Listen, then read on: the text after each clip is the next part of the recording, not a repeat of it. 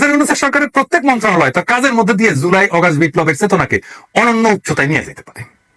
প্রত্যেকটা মন্ত্রণালয় না মূর্তি বানায় না, টাকা খরচা করে দিবস পালন করে না, বরং ওই মন্ত্রণালয়ের একটা গভীর এবং জটিল সমস্যাকে সৃজনশীল ভাবে সমাধানের মাধ্যমে। শুধু তাই না, বিপ্লবের এই বার্তাকে সারা দুনিয়া পৌঁছায় দেওয়া যায়। এমনকি আমরা দুনিয়ার একটা সমস্যা পুরোপুরি সমাধান করে দিতে পারি, জ্বলন্ত সমস্যাকে একেবারে সমাধান করে দিতে পারবো এক কর্মসূচিতে। অনেক সমাধান। এখন আমার ক্ষুদ্র ভ্রাতা আর ভগিনীরা কবে দাদার মাথা মুথা খারাপ হয়ে গেছে, বাংলাদেশ থেকে দুনিয়ার সমস্যার সমাধান হবে, একটা সমস্যা পুরোপুরি সমাধান, এটা কি ছেলে খেলা বললেই এলো? তাহলে আসেন দেখি। আমি আজকে দেখামু একটা পরিকল্পনা স্বাস্থ্য মন্ত্রণালয় নিয়ে। যথেষ্ট সময় আছে পরিকল্পনা বাস্তবায়ন করার জন্য। আমাদের টাকাও খরচা হবে না, বরং আমরা টাকা পাবো। শুধু টাকা পাবো না, আমরা সারা দুনিয়া একটা পজিটিভ ব্র্যান্ডিং করতে পারবো বাংলাদেশের এবং বিপ্লবের। কিভাবে আসেন সেটা দেখি। বিশ্ব স্বাস্থ্য সংস্থা বলে আমাদের সারা বছর 8 লক্ষ ইউনিট রক্ত দরকার হয়, এবং তারা বলে যে গুড প্র্যাকটিস হচ্ছে যে 70% রক্ত যেটা দরকার সেটা আত্মীয় স্বজনদের মধ্যে থেকে নেওয়াটা ভালো। এটা পরামর্শ দেয় বিশ্ব স্বাস্থ্য সংস্থাই। আর বাকিটা ভলান্টারি ব্লাড ডোনেশন থেকে সংগ্রহ করা হয় সারা দুনিয়াতেই। তার মানে 2.5 থেকে 3 লাখ ইউনিট ভলান্টারি ডোনেশন থেকে জোগাড় করতে হয় বাংলাদেশে। মেডিকেল ছাত্রদের সংগঠন আছে সন্ধানী, এই কাজটা করে।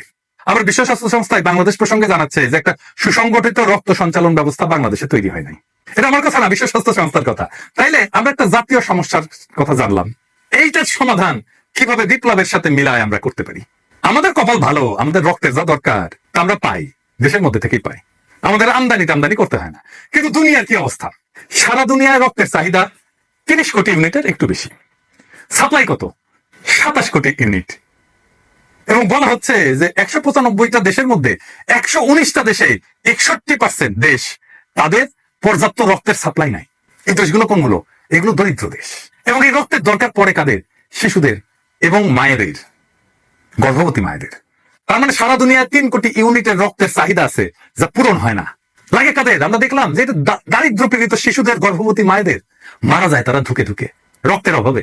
আমরা এই সমস্যার পুরো সমাধান করে দিতে পারবো। কিভাবে আসেন দেখি। আমরা আগামী 16 জুলাই বেলা 3টা, যেই মুহূর্তে আবু সাইদ শহীদ হয়েছিল সেই মুহূর্ত থেকে 5ই আগস্ট বেলা 11টা পর্যন্ত যখন হাসিনা পলাইলো সেই মুহূর্ত পর্যন্ত সারা দেশে রক্তদান কর্মসূচি চালাবো। নাম হবে বিপ্লবের রক্তরাঙা উপহার। রক্তের ব্যাগে থাকবে আবু সাইদের প্রসারিত 2 হাতের ছবি, আর 2 ভাষায় লেখা থাকবে বিপ্লবের সংক্ষিপ্ত ইতিহাস ওই রক্তের ব্যাগে। একটা বাংলা আর একটা ফ্রেঞ্চ। আমার সৌজন্যে বাংলাদেশে শুধু তরুণের সংখ্যা 4.5 কোটি। আমরা কম করে হলো 3 কোটি ইউনিট রক্ত সংগ্রহ করতে পারবো। তরুণরাই তো শুধু দেবে না, তার চেয়ে বেশি বয়সীরাও দেবে। সবাই উৎসব করে রক্ত দিতে যাবে। রক্ত দিয়ে সে নিজেকে কানেক্ট করবে 24-এর বীর যোদ্ধা শহীদদের সাথে। সে মনে করবে সে নিজেকে মহাজীবনের সাথে যুক্ত করছে।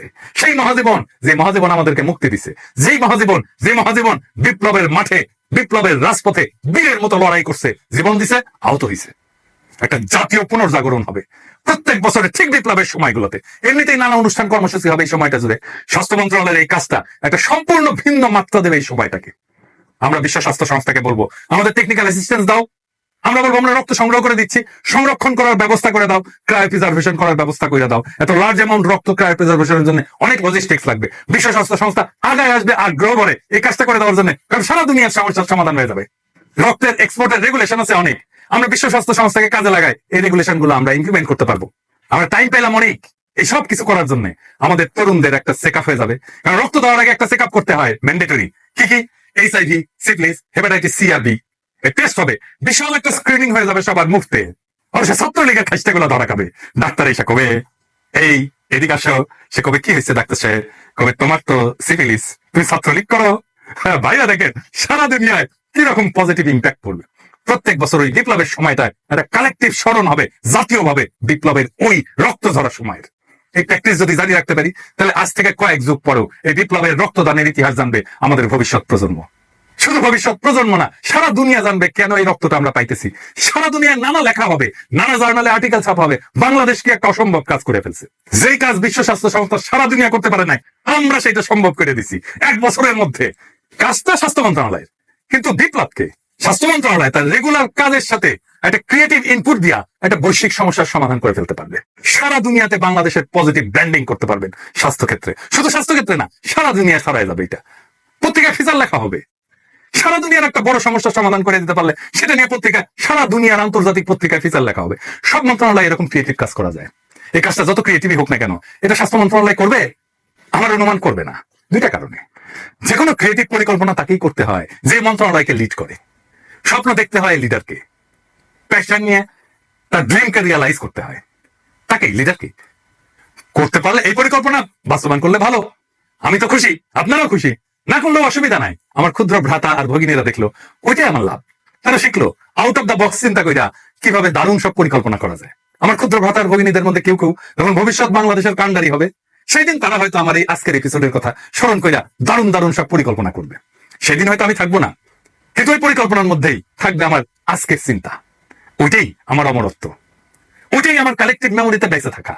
আমার আজকের ভিডিও আজকের স্বাস্থ্য মন্ত্রণালয়ের জন্য না, আসলে আজকের ভিডিওটা আজকের সেই তরুণদের জন্য যাদের মধ্যে থেকে আসবে আমাদের আগামী দিনের স্বপ্নের সেই রাজকুমার, যারা আমাদের মতো শুধু নিষ্ফল স্বপ্নই দেখবে না, যাদের সেটাকে বাস্তব করার হিম্মত থাকবে। ইনকিলাব জিন্দাবাদ।